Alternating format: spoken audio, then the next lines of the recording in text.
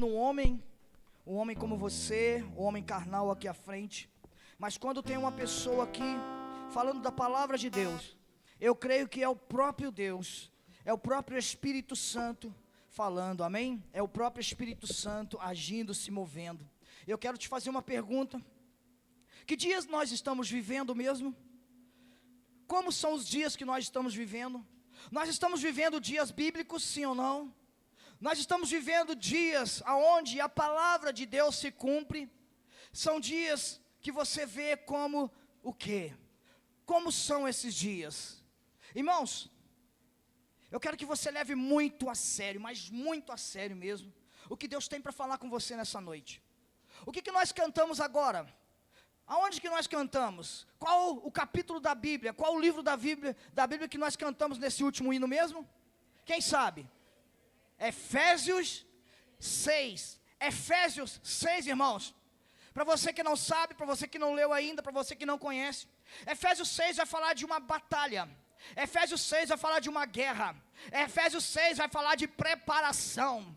Efésios 6 vai ordenar o povo de Deus, os servos de Deus, a igreja do Senhor Jesus, a estar preparada, a estar atenta, a estar de olhos e ouvidos abertos àquilo que o Espírito diz às igrejas. Nós vamos ler aqui o livro de Efésios 6, e se você tem a sua Bíblia na sua mão aí, pegue a Bíblia agora, abra no livro de Efésios 6. Efésios 6, capítulo 10, versículo 10 em diante. A palavra de Deus diz assim: finalmente, sejam fortalecidos no Senhor e na força do seu poder. Vistam-se de toda a armadura de Deus. Vistam-se de quê? Diga: armadura de Deus. Diga: armadura de Deus, para poderem ficar firmes contra as ciladas do diabo. Outro: pois a nossa luta não é contra sangue e carne, mas contra os poderes e as autoridades, contra os dominadores deste mundo de trevas e contra as forças espirituais do mal nas regiões celestiais. Por isso, vistam-se de toda a armadura de Deus, para que possam resistir no dia mau e permanecer inabaláveis depois de terem feito tudo. Assim, permaneçam firmes, cingindo-se com o cinto da verdade, vestindo-se com a couraça da justiça, e tendo os pés calçados com a prontidão do evangelho da paz. Além disso, usem o escudo da fé, com o qual vocês poderão apagar todas as setas. Diga: setas. Setas inflamadas. Diga: setas inflamadas do maligno. Usem o capacete da salvação e a espada do Espírito, que é a palavra de Deus. E por fim, orem no Espírito em todas as ocasiões, com toda a oração e súplica. Tendo isso em mente, estejam atentos e perseverem na oração por todos os. Perseverem na oração por todos os. É o que você acabou de fazer. A igreja do Senhor Jesus cumpriu uma ordenança dele clara agora. Orem, perseverem na oração por todos os santos. Irmãos, antes de entrar aqui dentro da mensagem em si, eu quero trazer para você o contexto em que Paulo escreve esse livro de Efésios. Quem escreveu Efésios, quem deixou essa carta aos Efésios, foi Paulo. E conforme o livro de Atos, Paulo esteve preso algumas vezes, amém? Paulo fez algumas viagens missionárias, e nestas viagens missionárias, Paulo ficou preso algumas vezes. Então, amém. A garganta seca, né, irmão? Então Paulo fica preso ali, pelo menos, vou citar aqui 2 vezes pelo menos, que são aonde eu quero entrar no assunto. Uma no governo de Félix, em Cesareia. Se você está anotando, pode anotar aí, lá em Atos 23, 26, você vai ver essa prisão de Paulo, no governo ali de Félix e de Festo também. Outra vez que Paulo ficou preso foi em Roma, no governo de Júlio César, e isso você vai encontrar lá em Atos 28, tá? Então essas 2 vezes, tem uma outra também, que Paulo foi preso e ele foi preso em Jerusalém. Mas eu quero me ater principalmente a essas duas, porque para a gente entender que situação se encontrava Paulo quando ele escreveu essas coisas. Irmãos, nós estamos falando de Efésios, mas Efésios, Filipenses, Colossenses e Filemão foram cartas escritas na época de Paulo, na prisão em Roma, guarde isso. Então, quando Paulo escreve todas esses poderes de Deus, quando Paulo traz estes conhecimentos espirituais, irmãos, Paulo estava onde mesmo? Paulo estava passeando? Paulo estava na praia? Paulo estava visitando alguém, algum familiar? Não, Paulo estava, diga, preso. Paulo estava preso. Por 2 anos, Paulo, ele ficou preso numa prisão domiciliar. Paulo chega na região e ele compra ali uma casa. Então, o governador de Roma manda prender Paulo, mas não leva Paulo para uma cadeia junto com outras pessoas, junto com outros presos. Ele concede a Paulo que ele ficasse preso em sua própria residência. Paulo, então, como que ele fica preso na sua própria residência? Olha aí o mover de Deus. Olha como que Deus faz do limão uma limonada. O Senhor coloca ali junto de Paulo um soldado romano. Então, irmãos, Paulo está preso domiciliarmente. Você vai ver isso lá em Atos 28. Põe aí, por favor. Vamos ver isso aqui, ó. Atos 28, 16. Vamos lá, vamos ler. Quando chegamos a Roma, Paulo recebeu permissão para morar por conta própria, sob a custódia de Na verdade, Paulo está preso. Paulo está condenado à prisão ali, mas em sua própria casa. Amém? Então está aí o versículo que mostra que Paulo esteve preso por 2 anos em sua própria casa. Hoje nós percebemos isso, né? Isso hoje ainda.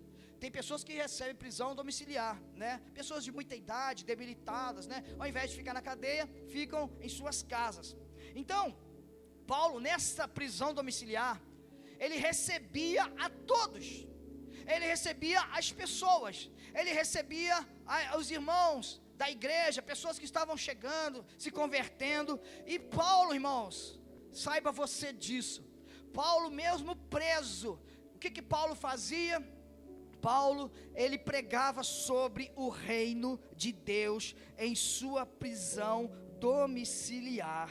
Era isso que Paulo fazia. E nós vamos ver isso lá, olha aqui, Atos 28, 30 e 31. Olha lá, por 2 anos inteiros, Paulo permaneceu na casa que havia alugado. Eu disse comprado, perdão, é alugado, só corrigindo. Ele alugou a casa e foi preso na casa que ele alugara. Então, ele permaneceu na casa que havia alugado e recebia todos os que iam vê-lo. 31. Pregava o reino de Deus e ensinava a respeito do Senhor Jesus Cristo abertamente, sem impedimento algum. Irmãos, tem que ter muito poder de Deus, tem que ter muita fé, não tem? Tem que ter muita intimidade com Deus, tem que conhecer muito ao Senhor para fazer algo como isso, né? Uma pessoa que foi condenada está preso numa casa que ele alugou com um soldado romano 24, e ele não estava sozinho. O soldado, aonde ele pisava, o soldado estava com ele. Mas ele pregava o evangelho abertamente para todos que queriam ouvir, para todos que queriam receber aquela palavra, porque as pessoas sabiam que era uma palavra de salvação. Então Paulo não abria mão disso. Então, irmãos, essas informações, por que eu estou dando essas informações para a igreja? Para vocês saberem o contexto em que Paulo vivia. Porque essas informações, elas são relevantes, porque quando Paulo escreve Efésios, ele, principalmente, quando Paulo escreve Efésios capítulo 6, não se esqueça disso. Talvez você já leu Efésios 6, você já ouviu falar da armadura de Deus, né? Você conhece todas as peças da armadura de Deus, mas talvez você não sabia que quando Efésios 6 é escrito, tá?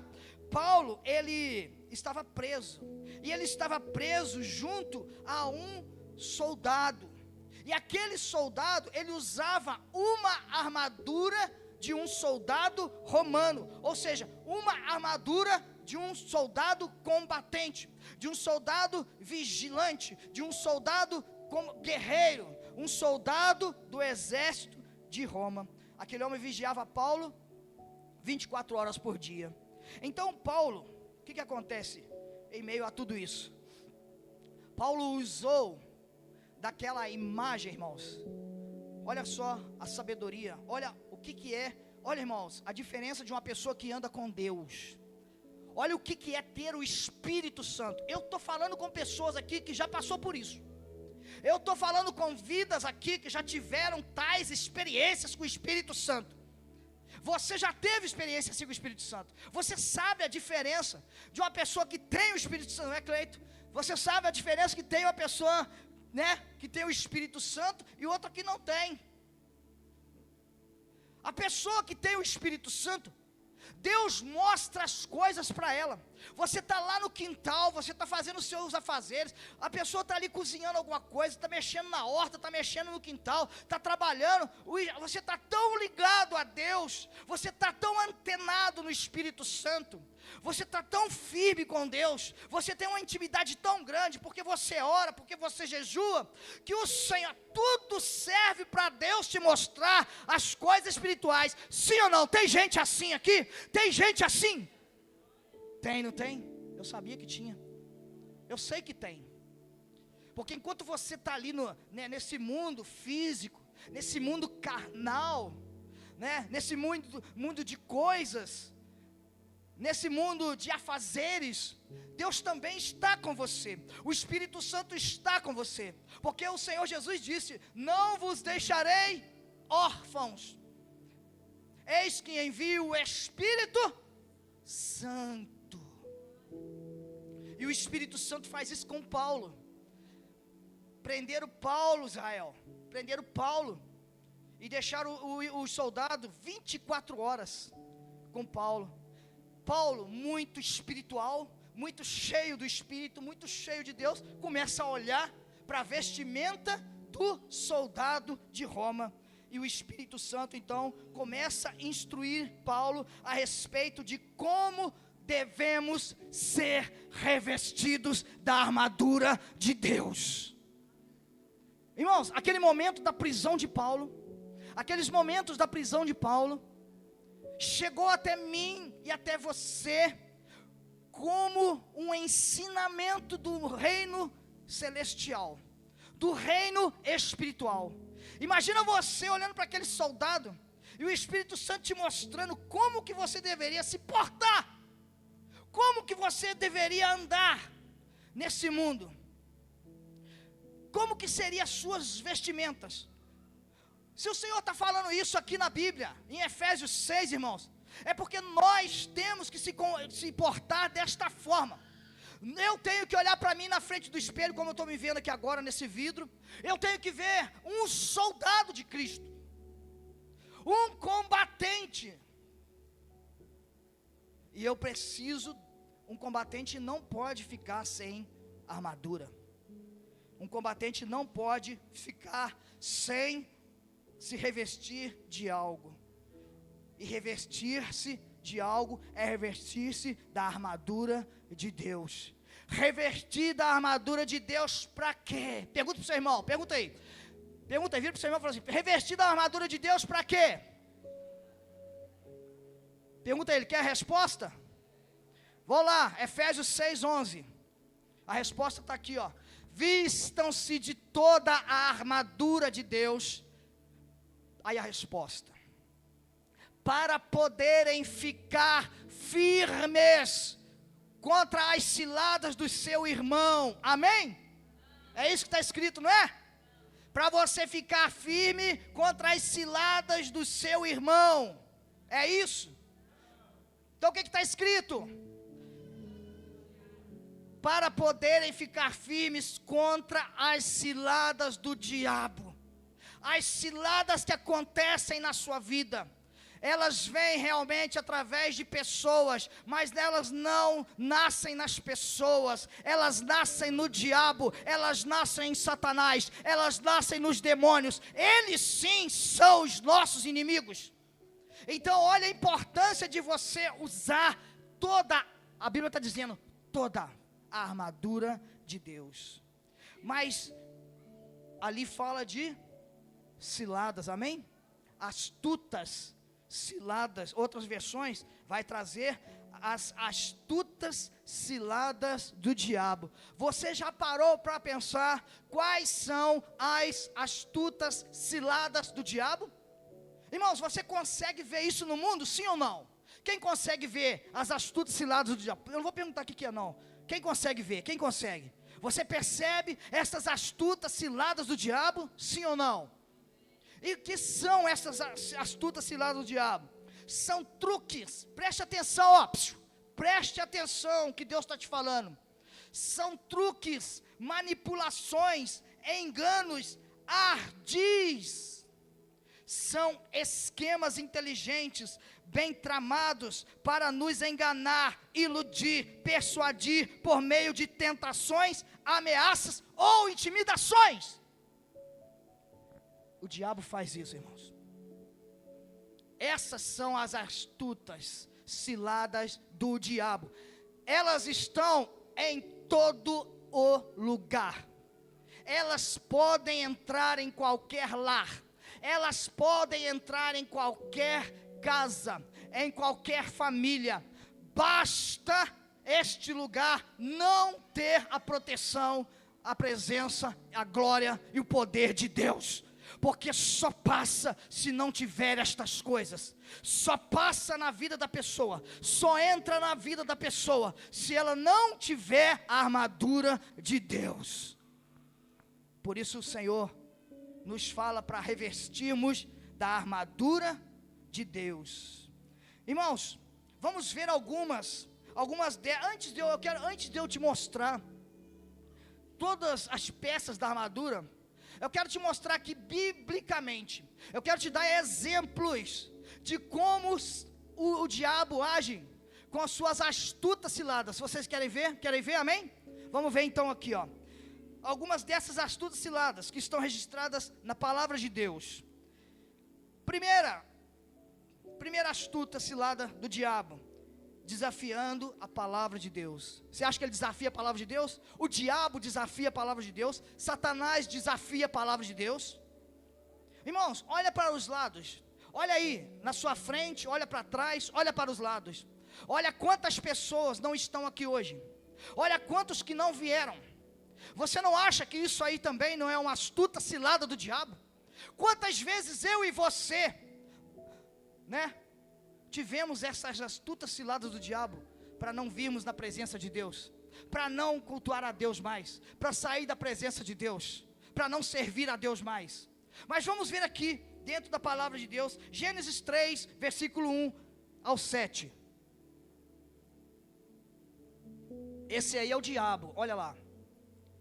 Ora, a serpente era o mais o quê? Astuto, era e é ainda, amém? O mais astuto, só que não está como serpente hoje, mas ele está aí espiritualmente, né? Não tem serpente. A serpente era o mais astuto de todos os animais do campo que o Senhor Deus tinha feito. Esta perguntou à mulher: olha aí a astúcia do diabo. Vê se isso não acontece hoje, irmãos. Foi isto mesmo que Deus disse: não comam de nenhuma das árvores do jardim. A mulher respondeu à serpente: podemos comer do fruto das árvores do jardim. Mas Deus disse: não comam do fruto da árvore que está no meio do jardim, nem toquem nele, do contrário vocês morrerão.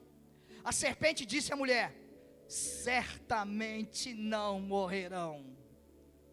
É que Deus sabe que no dia em que comerem dele, os seus olhos se abrirão, e vocês serão como Deus, conhecedores do bem e do mal. Quando a mulher viu que a árvore era boa, caiu ou não? Caiu nas astutas ciladas de Satanás. É o mesmo, irmãos. O mesmo que agiu naqueles dias de Eva, age hoje, é o mesmo, não mudou. Satanás, diabo, demônios, eles continuam usando a mesma tática. Essa é uma das táticas. Quando a mulher viu que a árvore era boa para alimento, atraente aos olhos e desejável para dela se obter sabedoria, tomou do seu fruto e o comeu. Também o deu ao seu marido que estava com ela e ele o comeu. Então os olhos dos dois se abriram e perceberam que estavam nus. Por isso, entrelaçaram folhas de figueira e fizeram algo para cobrir-se. Até aqui só. Irmãos, o que Deus tinha dito, o que Deus tinha feito para Adão e Eva, era coisas maravilhosas. A gente não tem, nem olhos ouviram, nem ouvidos ouviram, o que Deus preparou ali naqueles dias para Adão e Eva, e eles jogaram fora. Eles jogaram fora, eles jogaram na lama, por causa de uma astuta cilada. Olha aqui, irmãos, poucas palavras de Satanás com Adão e Eva, e eles jogaram fora tudo isso. Eles caíram em pecado. Irmãos, esse ardil causou o primeiro e talvez o pior pecado da humanidade. E a consequência foi separação do homem de Deus. Irmãos, você está me entendendo? Vocês estão aí, amém? Vocês estão aí? Amém? Uma ardil cilada de Satanás separou o homem de Deus. E Satanás usa isso até hoje, irmãos? Satanás, será que usa isso até hoje com os homens? Satanás continua usando as suas ardis ciladas, suas astutas ciladas, sim ou não? Se usa, então a gente precisa estar atentos. Se usa, eu tenho que abrir os meus olhos espirituais, porque só os olhos carnais não adianta. Se o Satanás usa isso até hoje, eu preciso me equipar, eu preciso me vestir daquilo que realmente é poder para a minha vida. Ao sugerir que a Bíblia é antiga, ultrapassada, Satanás nos convida a inserir nossa própria interpretação e anular a vontade de Deus, não é? Tem isso hoje? Será que tem nos grupos aí, de WhatsApp, no Facebook? Será que Satanás tem usado pessoas para dizer que a Bíblia é ultrapassada? Você tem ouvido isso aí, irmãos? E será que tem gente aí que representa uma igreja inteira, dizendo que tem que escrever outra Bíblia? Será que Satanás parou de agir? Será que essa Bíblia aqui, essa palavra de Deus, será que ela é realmente ultrapassada? Mas por que Satanás faz isso?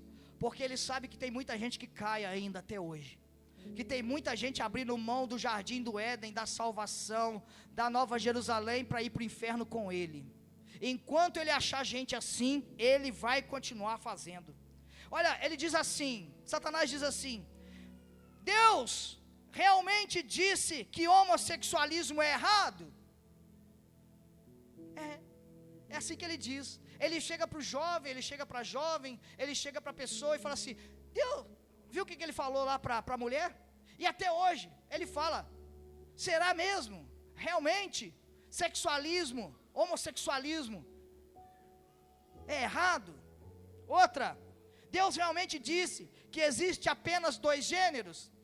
Irmãos, ele vem no ouvido das pessoas, na mente das pessoas, para colocar confusão, para colocar engano, até hoje. Deus realmente disse que não é para fazer imagem de outros deuses e adorar? Será que Deus falou isso mesmo? Será que está na Bíblia mesmo? Ele fala porque tem muita gente que hoje ainda adora imagens, que se prostra diante de imagem de escultura, que desobedecem a Deus. Então ele vai continuar lançando isso. Mas quem que recebe? Quem que cai como Eva caiu? Só quem não usa a armadura de Deus. Só quem não tem. A Bíblia diz que o Senhor diz: o meu povo o quê? O meu povo o quê? Perece por quê? Olha a importância de você vir ao culto. Olha a importância de você ouvir essa palavra. Olha a importância de você receber conhecimento. Ah, e o dízimo? Quantos já ouviram isso aqui, ó? E o dízimo? O dízimo não é lá do Velho Testamento? Quantos já ouviram isso, além de mim? Quem que falou isso? Quem que lançou isso no meio do povo de Deus? Quem lançou isso no meio da igreja? O dízimo não é do Novo Testamento? Para que dar dízimo? Sim ou não, irmãos? Porque Satanás sabe que o dízimo, quando você traz o dízimo, você está obedecendo à vontade de Deus. E sem ser uma troca, que a gente não, jamais, né? A gente está ali para adorar a Deus com nossos dízimos, né? A gente sabe que Deus, por sua infinita misericórdia, Ele acaba nos abençoando. Mas Satanás sabe disso. Aí ele joga isso. Será que dízimo é do Novo Testamento? Será que dízimo é para ser feito mesmo? Não é no Velho Testamento? Então, irmãos, Satanás não está brincando. Satanás não está tirando férias. Satanás não está dormindo. Então, ele desafia a palavra de Deus. Outra coisa que ele faz, segundo, ele desafia a nossa identidade. Ele desafia a sua identidade, sim ou não? Será que desafia a minha identidade? Será que desafia a sua identidade? Você tem uma identidade em Cristo Jesus? Quem tem? Quem tem aqui uma identidade em Cristo Jesus? O que você é em Cristo Jesus? Diz aí, diz bem alto para ele ouvir. Diz o que você é, diz igreja. Filhos de Deus. Eu sou filho de Deus e ninguém pode tirar isso de mim, a não ser eu mesmo. Mas Satanás, ele está aí para tirar isso de nós, para desafiar isso em nossas vidas. Olha Lucas 4, versículo 1 ao 13. Jesus cheio do Espírito, olha onde Satanás foi, olha em quem ele foi. Se ele foi nele, se ele foi em Jesus, cheio do poder de Deus, cheio do Espírito de Deus, para desafiar Jesus, você acha que ele não vai vir em você? Olha o que diz, Jesus cheio do Espírito Santo, voltou do Jordão e foi levado pelo Espírito ao deserto, onde foi tentado pelo diabo durante 40 dias, não comeu nada durante esses dias e ao fim deles teve fome. O diabo lhe disse, se és o Filho de Deus, ordena esta pedra que se transforme em pão. Jesus respondeu, está escrito, nem só de pão viverá o homem. Então o diabo levou a um lugar alto e mostrou-lhe um relance de todos os reinos do mundo. Ele disse, eu te darei toda a autoridade sobre eles e todo o seu esplendor, porque me foram dados e posso dá-los a quem eu quiser. Portanto, se me adorares, tudo será teu. Jesus respondeu, está escrito, adore ao Senhor o seu Deus, e só a Ele preste culto. Só a Ele preste culto e adore somente. Até aqui, não precisa ler mais, porque você já entendeu, amém? O que Satanás estava fazendo com Jesus? Desafiando a identidade de Jesus. Quando que Satanás foi lá falar isso com Jesus? Quando Jesus estava mais debilitado, quando Jesus estava mais fraco. Mas deixa eu te falar um negócio aqui, presta atenção. Satanás sabia quem era Jesus? Satanás sabia quem era Jesus, sim ou não? Sim. E Satanás sabe quem é você? Mas você acha que ele não vai te desafiar a sua identidade? Olha Marcos 1,34 que fala sobre isso, olha, Marcos 1,34. E Jesus curou muitos doentes com vários tipos de enfermidades, também expulsou muitos demônios, não permitia porém que falassem, porque sabiam quem ele era. Os demônios sabiam quem era Jesus, que expulsava aqueles demônios, que curava enfermos, que libertava. Então Satanás, ele já sabia quem era Jesus, mas mesmo assim, ele não abriu mão de ir desafiar a identidade de Jesus, irmãos. Ele é um Satanás de guerra também. Ele está combatendo, ele está lutando a sua guerra, para ter o seu domínio, para ter o seu reino de trevas, para levar pessoas com ele. Jesus estava lá quando Satanás caiu, sim ou não? Lúcifer, Jesus estava lá, sim ou não? Se você for ler lá em Lucas 10, 18, você vai ver. Olha lá. Ele respondeu, eu vi Satanás caindo do céu como relâmpago. Satanás já é caído, irmãos. Satanás já não tem mais nada. Satanás não tem nada a perder. Mas Satanás, ele não quer ficar sozinho. Por isso ele desafia, ele anda desafiando as pessoas. Estrategicamente, o diabo escolheu um momento em que Jesus estava fraco e faminto para atacar, irmãos. No último momento, no último dia, Satanás entrou naquele deserto ali com tudo, foi em Jesus para desafiar a identidade de Jesus, no momento em que Jesus estava mais fraco, mais debilitado, com mais sede, com mais fome. E ele faz isto comigo e com você, nos momentos de luta, irmãos. Por que as pessoas desviam? Por que as pessoas deixam a presença de Deus? Porque Satanás, ele vem nos momentos de maior fraqueza do homem, de maior luta, e tem muitos que não entendem.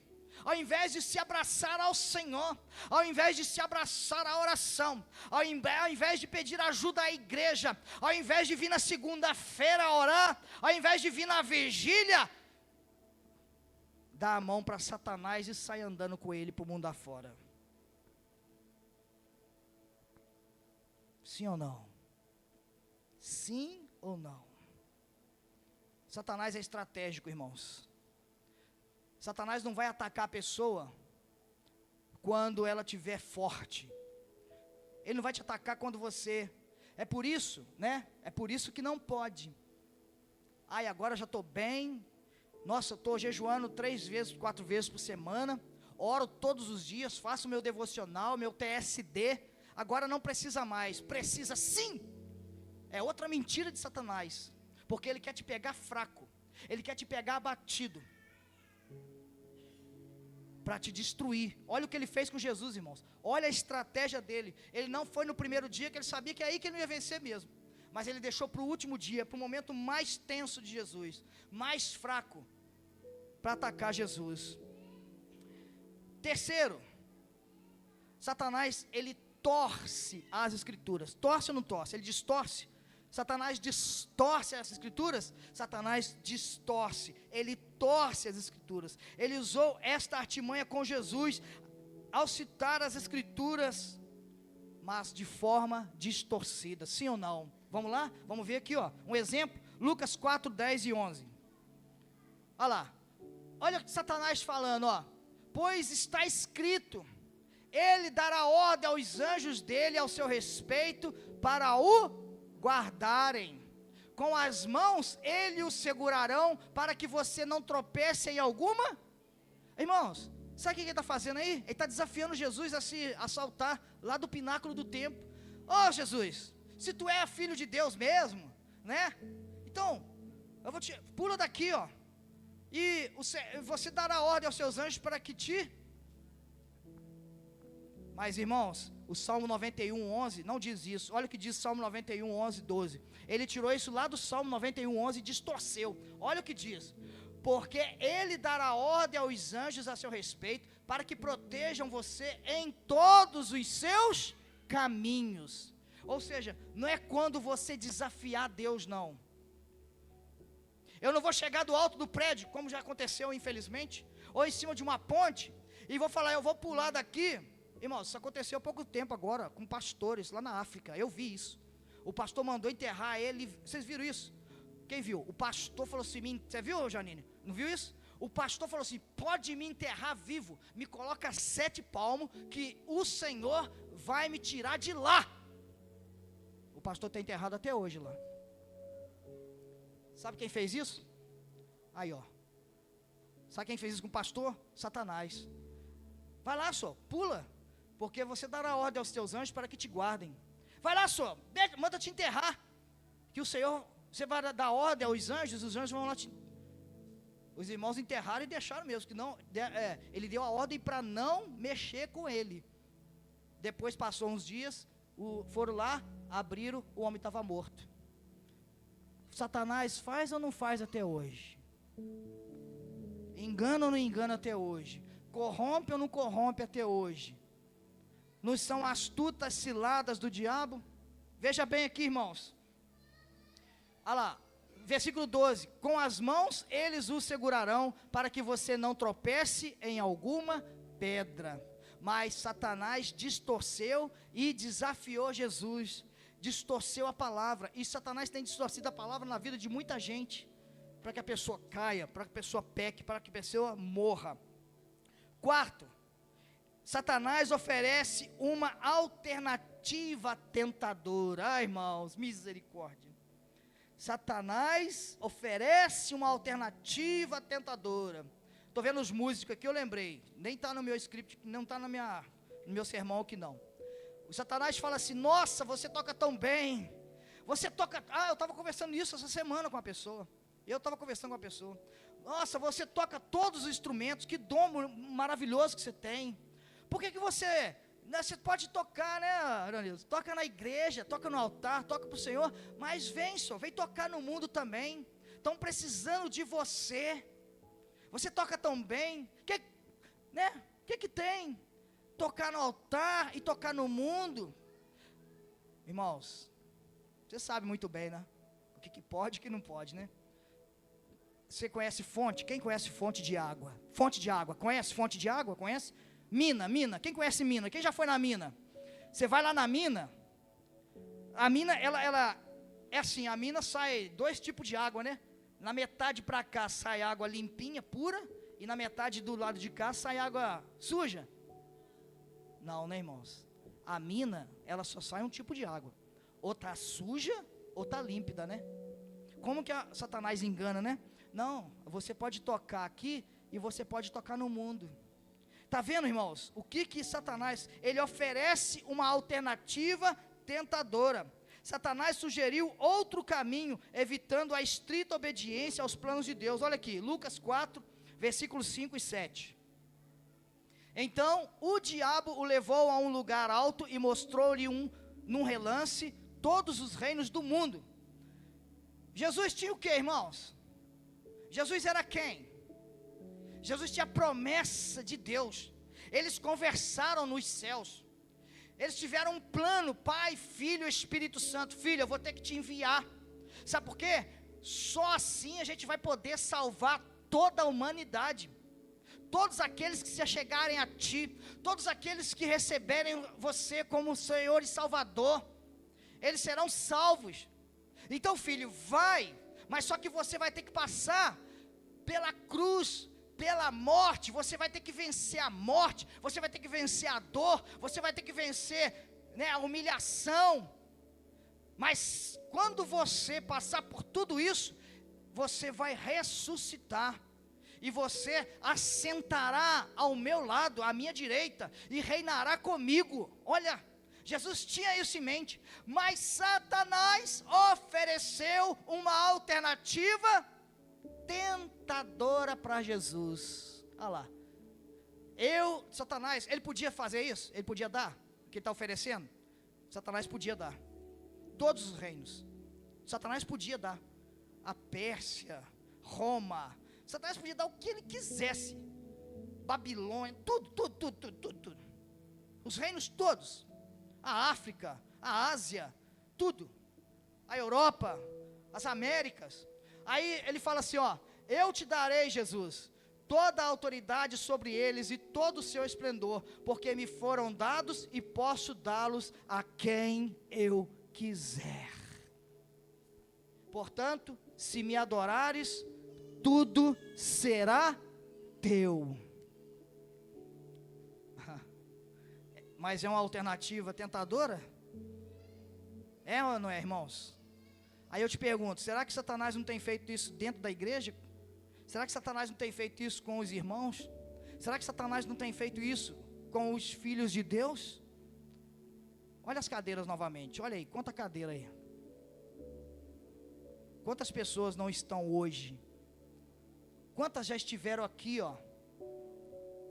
Ouviram a palavra como você está ouvindo? Levantaram as mãos, receberam Jesus como Senhor e Salvador, vieram à frente, confessou, passou pelo encontro, batizou, né? Teve intimidade com Deus, com o Espírito Santo. E hoje, por causa de uma oportunidade tentadora, já não estão mais. Irmãos, eu digo que é para a gente tomar muito cuidado com certas bênçãos. Olha aqui, Tome muito cuidado com as bênçãos. As bênçãos podem virar maldição. Ontem eu estava aqui na lanchonete aqui do lado, depois do Aviva, comprando lanche ali. E um irmão que eu acompanho ele há muito tempo, de outra denominação. A pastora, eu conheço muito a pastora. São uma igreja de Deus também, mulher de Deus, o marido, todo mundo. E esse irmão é levita, toca. E eu perguntei para ele: irmão, como é que está aí a vida? Como é que está a sua vida com Deus? Está na presença? Está firme? Ele virou e falou assim: estou não, pastor. 2 anos, irmãos, 2 anos. Menino de Deus. Menino, pensa no menino abençoado, trabalhador, servo, toca igual vocês tocam. 2 anos afastado. Aí eu falei: mas rapaz, o que aconteceu? Pastor, comecei a trabalhar, aí veio o emprego, estava ganhando bem, veio uma melhora, transferido daqui para outra cidade, para ser encarregado, estou como encarregado, pastor, e estou trabalhando à noite em outra função. Isso não deixa eu servir a Deus. Oportunidades tentadoras. A Bíblia diz assim: o que adianta o homem ganhar o mundo inteiro e perder a sua alma? Eu falei para ele, falei: irmão, toma cuidado só. O que adianta o homem ganhar o mundo inteiro e perder a sua alma? O mundo, irmãos, daqui a pouquinho vai tudo embora. Jesus está voltando. Mas e a alma? E a eternidade? Aonde que fica? Então, queridos, tomem muito cuidado, porque as alternativas tentadoras nos são oferecidas todos os dias. Satanás entra pela porta dos fundos, se passando por um amigo com uma alternativa razoável. Sim ou não? Ele se passa por um amigo com uma alternativa razoável. Exemplo, ele fala assim: não é necessário ir à igreja, não. Você pode adorar a Deus em casa mesmo. Vem cá, sabe o que eu aprendi lá naquela igreja antiga? Sabe o que eu aprendi naquela igreja antiga? Quando eu converti, eu ouvia muito isso. Talvez você tenha ouvido. Se você ouviu, levanta a mão. Quando o tição de lenha, né? Ele precisa ficar aceso, ele tem que estar onde? Hein? Aquele pau de lenha, para ficar aceso, ele tem que ficar onde? Junto com? Na fogueira, não é? Na fogueira? Se você tirar aquela lenha ali da fogueira e colocar ela lá no cantinho sozinho, o que vai acontecer? Morre, esfria, apaga, irmãos. Assim é eu e você. Isso aqui é a fogueira, ó. Isso aqui é a fogueira de Deus, porque o Espírito Santo está aqui com fogo, está aqui com poder, está aqui com a glória de Deus. Aí você vem para o meio da fogueira, você está aqui, ó, na fogueira. Mas o Satanás, ele vem com propostas indecentes e fala com você: é razoável, não precisa ir para a igreja, você pode assistir pela televisão, você pode assistir o pastor tal, os estudos do pastor tal na televisão, você pode assistir o culto pela web, sim ou não? E quantos não caíram? Sabe esses que não estão aqui, ó? Esses que não estão aqui na época do Covid, né? Olha a estratégia de Satanás com o Covid. Fica todo mundo em casa. O que adiantou? A Europa está em um caos por causa disso. As pessoas estão tendo problemas seríssimos na mente por causa disso. Tudo, irmão, estratégia de Satanás. Os psicólogos não dão conta mais. Os psiquiatras não dão conta mais de tanto atendimento. Os terapeutas não dão conta mais de tanto atendimento. Sabe por quê? Por causa de uma artimanha de Satanás, por causa dos ardis de Satanás. Ir ao culto para quê? As pessoas vão ficar lá te olhando, vai ficar lá observando que roupa que você está, o seu cabelo. Para que ir ao culto? Cultua a Deus em casa, não é assim, irmãos? Eu ouvia muito isso aí daquela igreja do passado, muito. Até que ultimamente eu não tenho ouvido não, talvez ele mudou a estratégia, porque está faltando tanta gente, né? Será por que essas pessoas não vêm ao culto? Eu vou tentar descobrir qual que é a estratégia. Mas tem muita estratégia, irmãos. Diante disso, diante de tudo isso, e muito mais, tem muito mais que Satanás apronta, é necessário se revestir da armadura de Deus, irmãos? Eu te faço essa pergunta. É necessário, é importante se revestir da armadura de Deus? Mas o que é a armadura de Deus? O que ela significa? Qual a importância da armadura de Deus? Vamos lá, Efésios 6, versículo 10. Agora nós vamos entrar na questão da armadura. Efésios capítulo 6, versículo 10. Finalmente, sejam fortalecidos no Senhor e na força do seu poder. Amém? Então, finalmente, Paulo está encerrando ali a carta. Ele está encerrando aquele momento ali.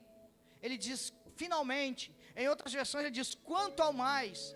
Então ele está encerrando o assunto, quer dizer. Aí ele diz, sejam fortalecidos no Senhor e na força do seu poder.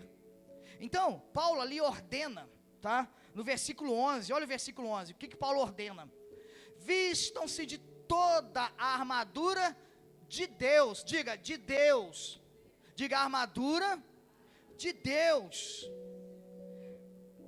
Quando Paulo fala, vistam-se da armadura, de toda a armadura de Deus, esse de está dizendo de origem. Esse de quer dizer origem. Qual é a origem desta armadura? De Deus. Não é a armadura do homem. Não é a roupa que você veste hoje. Não é essa roupa aí. O Paulo está falando assim, ó, o apóstolo Paulo, vistam-se de toda a armadura de Deus. Esta armadura vem de Deus, irmãos, para poderem ficar o quê? Para poderem ficar firmes contra as ciladas do diabo. Você acha que devemos vestir da armadura de Deus? Você acha que tem que sair daqui pensando nisso hoje? Você acha que tem que sair daqui e orar sobre isso nessa semana? Você acha que tem que pegar essa armadura aonde ela estiver, aonde você puder pegar, aonde você achar? Você tem que dobrar o joelho, você tem que fazer o jejum, você tem que orar para pegar essa armadura de Deus? Será que essa armadura de Deus já está aí, amém? Você é uma pessoa de oração, você é uma pessoa de fé, você tem fé, você ora, você crê, você busca. Então quem já faz isso, já está revestido dessa armadura. Quantas vezes você foi atacado na sua mente? Quantas vezes Satanás tentou entrar na sua mente, te oferecendo tudo isso aqui, e você recusou, você anulou, até mesmo através da palavra, né? Você fez igual Jesus. Quantas pessoas chegaram diante de você e te ofereceram um mundo de coisas, que você percebeu, falando, não, eu não vou fazer isso não, senão vai me tirar da presença de Deus. Não, eu não vou deixar a presença de Deus por nada. Quantas vezes, irmãos, nós tivemos essas lutas? Quantas vezes esses poderes das trevas investiram contra mim e contra você? Quantas vezes as pessoas lá fora disseram para mim e para você, não precisa ir para a igreja, você está dando dinheiro para pastor, sim ou não? Irmãos, eu ouvia isso direto. Irmãos, isso aconteceu dentro de empresa comigo. Eles zombavam de mim, na empresa que eu trabalhava. Eles reuniam, faziam aquela chacota, falavam assim, lá vai receber, lá vai tirar o dinheiro para o pastor. Eu me lembro disso, muito bem, irmãos, claramente, zombavam na minha cara.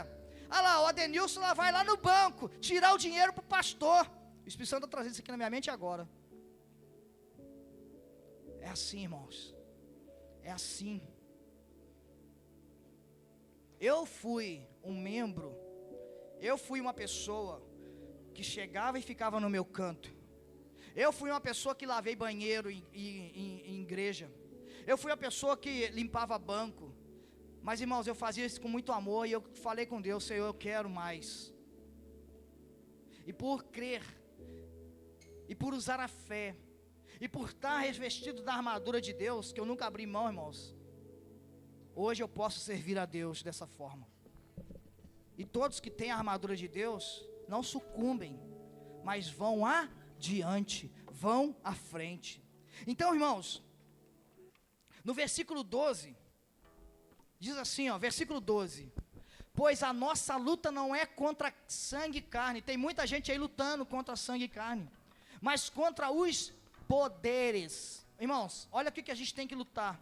Contra o que você tem que lutar? Não é contra os vizinhos, não é contra o patrão, não é contra as pessoas, não é contra os amigos, não é contra os parentes, contra os poderes, as autoridades, contra os dominadores deste mundo de trevas e contra as forças espirituais do mal nas regiões celestiais. Versículo 13: por isso vistam-se de toda a armadura de Deus, para que possam resistir no dia mau e permanecer inabaláveis depois de terem feito tudo. Versículo 14. Agora Paulo, irmãos, ele vai destacar as peças da armadura, que você deve conhecer bem, mas eu tenho que trazer a sua memória. Eu preciso te lembrar disso, de todas as peças dessa armadura, para você entender a importância delas. Olha aqui, versículo 14a: assim permaneçam firmes, cingindo-se com o cinto da verdade. Diga comigo, cinto da verdade. Diga assim: Senhor Jesus, eu tomo posse agora do cinto da verdade.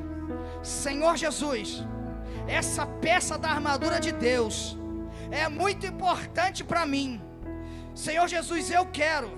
Senhor Jesus, eu tomo posse, em nome de Jesus. Sabe por quê, irmãos? Esse cinto da verdade é o que dá segurança. O cinto é o que dá firmeza a toda a armadura. A couraça, quer dizer, na armadura não. O cinto, ele dá firmeza à couraça. Tá vendo ali, ó? É o cinto, o cinto da verdade. O que é o cinto da verdade? Quando Paulo olhou para aquele soldado romano, ele viu o cinto, ele viu que o cinto estava ali amarrando a couraça. O cinto é a palavra, o cinto é a verdade de Deus. Você precisa da verdade, você precisa da palavra de Deus na sua vida, porque é essa palavra que vai dar segurança para todo o resto, é esta palavra que vai dar firmeza para você em todo o resto da sua couraça. Então, esse cinto é a palavra de Deus que dá firmeza e segurança para a sua vida, amém? Por isso que você tem que ter o cinto da verdade. Agora 14b, 14b, volta por favor. Vestindo-se com a couraça da justiça. Eu esqueci, eu ia pedir os irmãos para trazer, se tiver aí, Daniel, por favor, você coloca, se tiver jeito, tá, Daniel? Eu sei que eu esqueci de pedir para colocar aqui as peças, as imagens. Mas, irmãos, a couraça ela protegia essa região aqui, ó, o tórax e o abdômen. Pensa numa couraça protegendo o tórax e o abdômen. E qual os órgãos principais que a couraça protegia? Eram os órgãos vitais.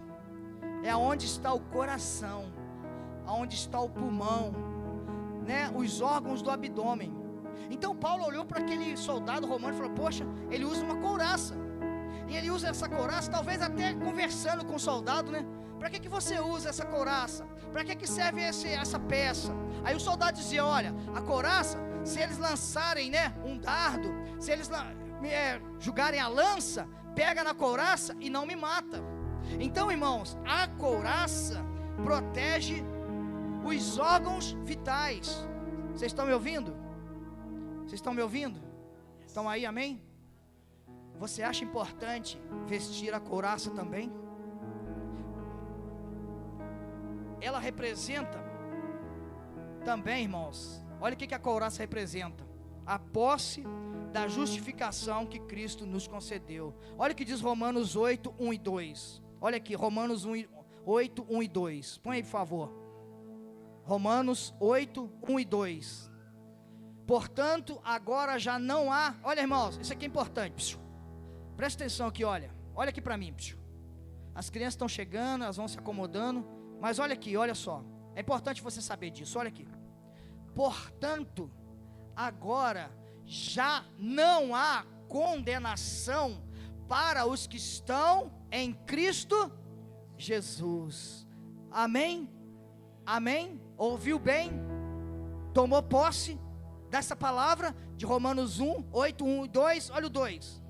Porque em Cristo Jesus, a lei do Espírito da vida libertou você da lei do pecado e da morte. Então, a couraça, ela representa isso, irmãos, a justificação.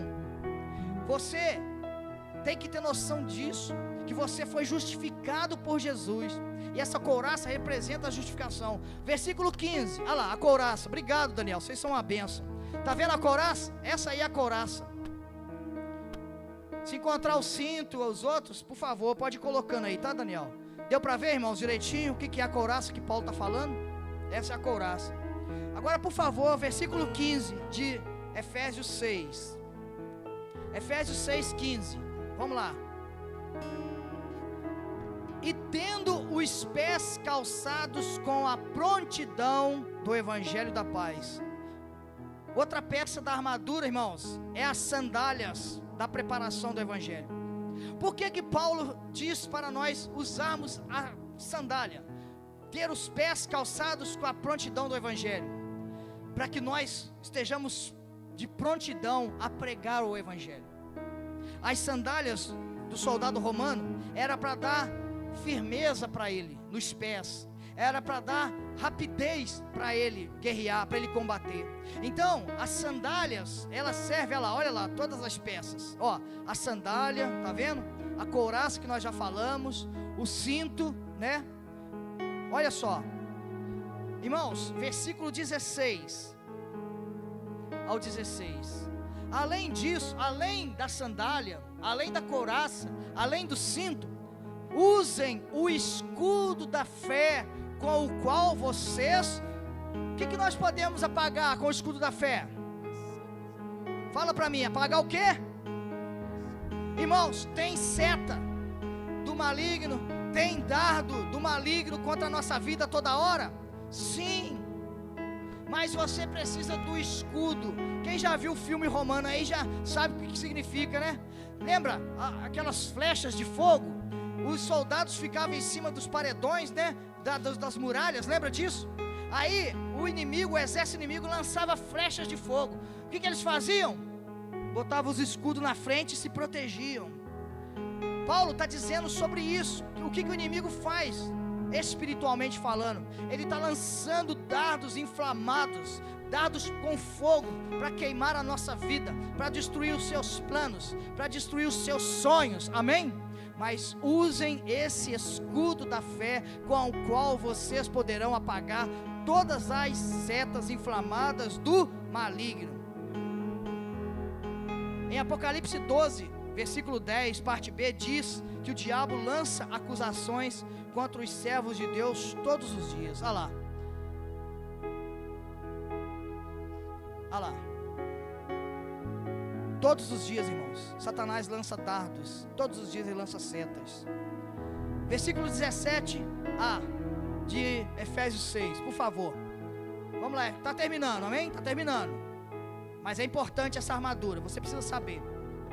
Usem o capacete da salvação. Aqui, agora preste muita atenção aqui. Por favor, preste muita atenção. Isso, irmãos, isso é do nosso cotidiano, tá? Quero chamar atenção para o capacete. Olha comigo, o capacete protege o quê? Para que serve capacete? Quem anda de moto aí, de bicicleta, para que usa o capacete? Proteger a cabeça. Mas, irmãos, para que Paulo manda usar o capacete espiritual? Para proteger o que será? Irmãos, o capacete é para proteger a mente, é para proteger o pensamento, irmãos. Deixa eu te falar uma coisa. Por que o bandido, por que o ladrão, Por que o assaltante assalta? Por que o ladrão rouba? Por que o estuprador estupra? Por que essas pessoas fazem tanta maldade? Sabe por quê? Por que os jovens e tantos adolescentes hoje no mundo inteiro estão com pensamentos infrutíferos em suas mentes? Irmãos, presta atenção nisso aqui, irmãos. Por que tem tanta gente pensando coisa ruim nesse momento? Por que tem tanta gente em suas casas agora planejando um assalto amanhã? Planejando fazer maldade na internet, com o celular? Irmãos, quantas pessoas têm caído em ciladas no celular, na internet hoje, por causa destas mentes maléficas? Paulo, quando fala, coloque o capacete, meu filho, coloque o capacete, filho de Deus, é para que a sua mente não seja invadida pelo mal. Está entendendo, igreja? Olha a importância de toda esta armadura. A gente passa lendo por essa armadura e fala, nossa, que lindo, olha lá as peças, não, bonito. Mas irmãos, olha o significado disso. Nós somos atacados na nossa mente todo dia. Nós somos incentivados por Satanás a fazer maldade todo dia. Quantos pensamentos ruins, de depressão, de opressão maligna. Tem gente que não está nem conseguindo viver mais. Fomos visitar uma pessoa ontem que está se recuperando de uma cirurgia. Aí ela, com a mente dela lá livre, né? Chegou a enfermeira na casa dela e falou assim: oi, você tem que correr para a UPA, porque isso aí é para a morte. Irmãos, a mente da pessoa estava descoberta. A pessoa está desesperada, achando que vai morrer. Mas não é para a morte nada, mas foi Satanás que lançou. Quantos não estão caindo nos ardis de Satanás por não terem o capacete, irmão? Você está me entendendo, sim ou não? Quem está entendendo, diga amém. É importante o capacete, irmãos. E mais, para encerrar aqui, ó, versículo 17. Use o capacete da salvação e a espada do Espírito. Meu irmão, o que você entende por espada do Espírito? O que é a espada do Espírito? A espada do Espírito é aquilo que Jesus usou contra Satanás. Se tu é filho de Deus, transforma essa pedra em pão e come. O que Jesus falou? Jesus pegou a espada e disse assim, ó: nem só de pão viverá o homem, mas de toda a palavra que procede da boca de Deus. Essa é a espada do Espírito. Quando você, a partir de hoje, vê, talvez você tenha na sua casa, na sua roupa, um colar, um cordão, no caminhão, né, na carreta. Quando você vê aquele escudo lá bonito, da fé, quem já viu? A espada e o escudo representa tudo isso aqui, irmãos. É para te lembrar, aquilo ali foi de Deus. Quando você vê na roupa da pessoa, quando você vê na carreta, quando você vê no carro, quando você vê uma pessoa com cordão, seja o que for, no outdoor, aquele escudo com aquela espada, é Deus te lembrando: lembre-se da minha armadura, lembre-se de colocar a minha armadura. Fique de pé no seu lugar. Irmãos, muitos jovens, muitas pessoas, muitos adolescentes hoje são muito atacados na sua mente. E a Bíblia, ela lá em Filipenses capítulo 4, versículo 8, a palavra diz para que nós tenhamos em nossa mente aquilo que é agradável, aquilo que é bom, aquilo que procede de Deus. Mas Satanás tem tomado isso. Satanás tem tomado as mentes das pessoas. Mas eu te convido, em nome do Senhor Jesus, nesta noite, a clamar a Deus, a se revestir de toda esta armadura, a se vestir desta armadura, e troque o governo dos seus pensamentos. Infelizmente, tem muitos pensamentos de muitas pessoas sendo governados, né, por maldades, por tragédias. Quem que não pensa só nisso todos os dias? Tem muita gente, irmãos, pensando em morte, pensando em tirar a própria vida. Pavor, medo, caos, obscuridade, alucinações, imoralidades.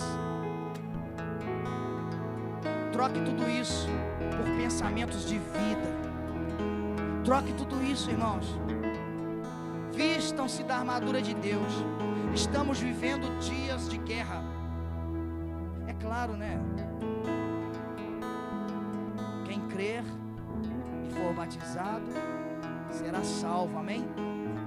Esse Jesus está falando para você. Você é salvo. Você tem salvação. Mas você precisa se proteger, amém? Então você que quer receber uma oração, sai do seu lugar, vem aqui à frente, nós vamos